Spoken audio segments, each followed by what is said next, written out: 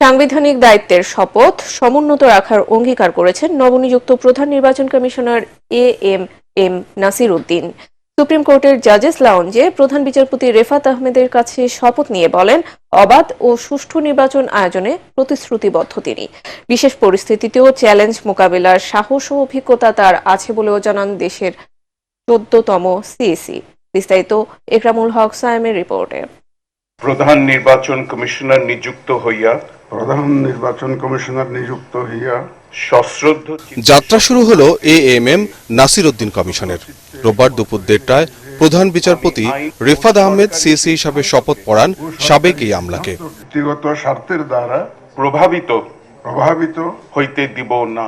এরপর শপথ নেন 4 নির্বাচন কমিশনার, সাবেক অতিরিক্ত সচিব আনোয়ারুল ইসলাম সরকার, সাবেক জেলা ও দায়রা জজ আব্দুর রহমান এল মাসুদ, সাবেক যুগ্ম সচিব বেগম তাহমিদা আহমদ এবং অবসরপ্রাপ্ত ব্রিগেডিয়ার জেনারেল আবুল ফজল মোহাম্মদ সানাউল্লাহ। বাংলাদেশের প্রতি অকৃত্রিম বিশ্বাস। শপথ শেষে নির্ধারিত বইয়ে একে একে স্বাক্ষর করেন নতুন কমিশনের সদস্যরা। অনুষ্ঠানে উপস্থিত ছিলেন নির্বাচন কমিশন গঠন সংক্রান্ত সার্চ কমিটির সদস্য, বিচারপতি ও ইসির কর্মকর্তারা। পরে ফটো সেশন ও চা চক্র শেষে সাংবাদিকদের সাথে কথা বলেন নতুন সিএসি এএমএম নাসির উদ্দিন। শপথ যেটা নিয়েছি, এই শপথের সম্মানটা আমি রাখতে চাই। এই শপথ যা নিয়েছে এটাকে আমি সমুন্নত রাখতে চাই। যারা হয়তো আপনারা বলছেন যে আগে শপথ নিয়েছিল শপথ ভঙ্গ করে, শপথ ভঙ্গ হবে না। আমি এটাকে একটা নিজের জীবনের একটা বড় অপরচুনিটি হিসাবে দেখছি। এই দায়িত্বটাকে opportunity to serve the nation. দেশের মানুষ ভোটাধিকার থেকে বঞ্চিত। তারা ফ্রি ফেয়ার একটা ইলেকশনের জন্য অনেক সংগ্রাম করেছে, অনেক আন্দোলন করেছে বিগত বছরগুলোতে। ওয়ালটন টেলিভিশন মাত্র 25,490 টাকায় পাচ্ছেন গুগল টিভি। এবার অনেকে রক্ত দিয়েছে। আমি তাদেরকে একটা free fair and credible election দেওয়ার জন্য প্রতিশ্রুতিবদ্ধ। যে কোনো পরিস্থিতিতে ভোটারদের অধিকার ফিরিয়ে আনতে সব ধরনের চ্যালেঞ্জ মোকাবিলায় নিজের সক্ষমতাও তুলে ধরেন তিনি। বহু চ্যালেঞ্জ দেখেছি এবং ইনশাল্লাহ সাকসেসফুলি মোকাবেলা করেছি। চ্যালেঞ্জ মোকাবেলা করার সাহস এবং অভিজ্ঞতা আমার আছে। সুতরাং আমি ইনশাল্লাহ যে কোনো ধরনের চ্যালেঞ্জ আসুক, সংশ্লিষ্ট সবাইকে নিয়ে ইনশাল্লাহ we will overcome those challenges. Supreme court থেকে সরাসরি নির্বাচন কমিশনে যান নতুন সিএসি ও 4 নির্বাচন কমিশনার। সবকিছু ঠিকঠাক থাকলে এএমএম নাসির উদ্দিন কমিশনই আয়োজন করবে ত্রয়োদশ জাতীয় সংসদ নির্বাচন। গণ অভ্যুত্থান পরবর্তী বিশেষ পরিস্থিতিতে যাত্রা শুরু হলো এএমএম নাসির উদ্দিন কমিশনের। গত 3টি সংসদ নির্বাচন নিয়ে টানা বিতর্কের পর এবার নতুন ইতিহাস সৃষ্টির সুযোগ রয়েছে এই কমিশনের।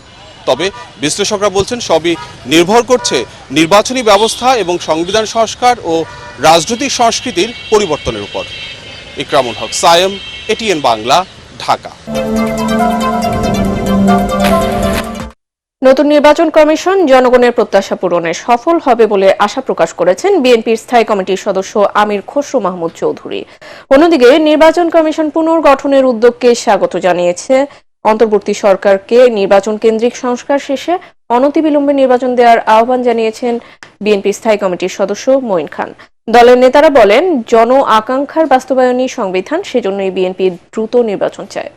কামরুজ্জামান রাজীবের রিপোর্ট।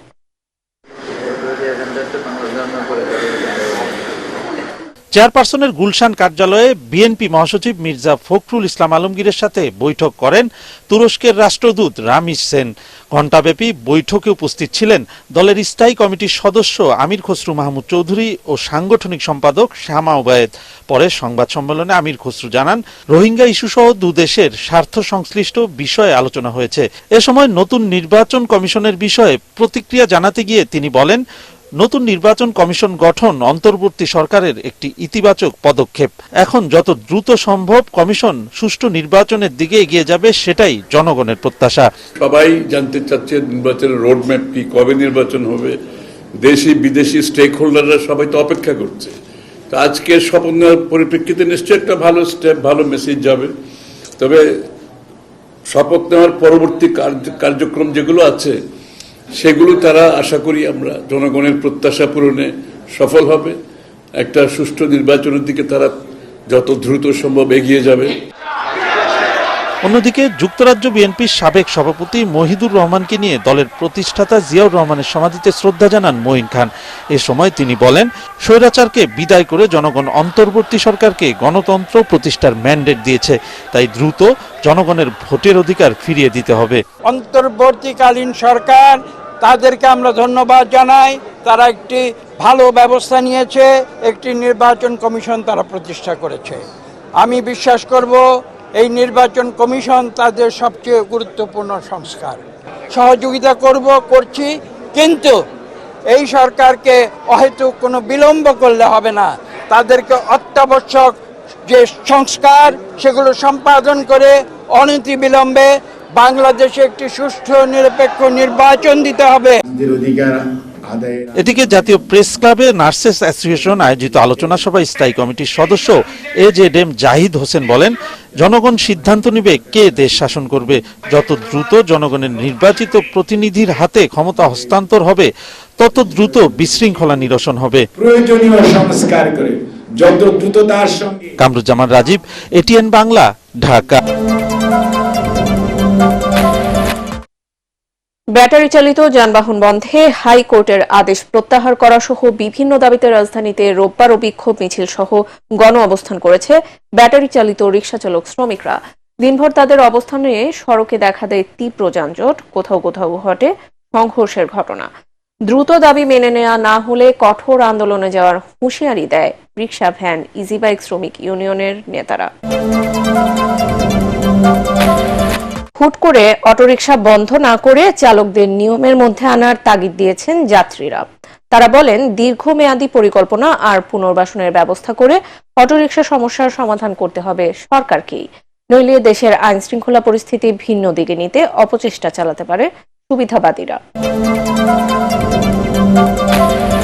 ব্যাটারি চালিত অটোরিকশার বিষয়ে উচ্চ আদালত যে নির্দেশনা দেবেন সরকার তা বাস্তবায়ন করবে বলে জানিয়েছেন স্বরাষ্ট্র উপদেষ্টা অবসরপ্রাপ্ত লেফটেন্যান্ট জেনারেল জাহাঙ্গীর আলম চৌধুরী। সচিবালয়ে আইন শৃঙ্খলা বিষয়ক উপদেষ্টা কমিটির বৈঠক শেষে তিনি এ কথা জানান।